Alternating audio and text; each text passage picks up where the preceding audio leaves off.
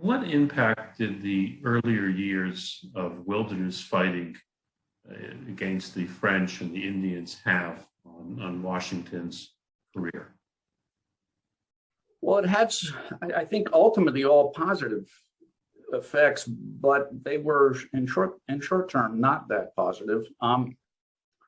He did get some fame out of it, which he became a conspicuous figure almost by accident, and that stood him in good stead.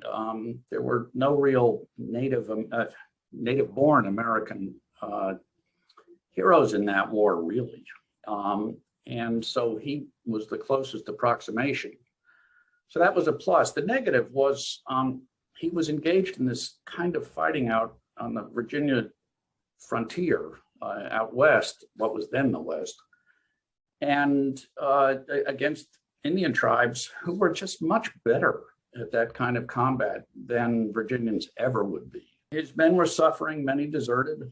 The settlers also suffered terrible depredations. Many fled east. It was just a terrible time for him. He took it all very personally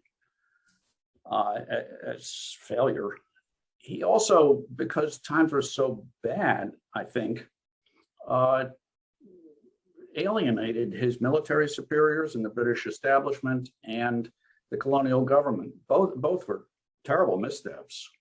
And I think he was a young man. He was 25 or so, and did not have perhaps the impulse control that he certainly developed.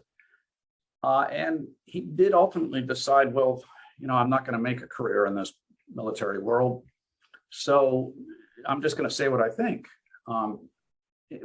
For whatever the reasoning was, he leaves that experience with a very mixed record.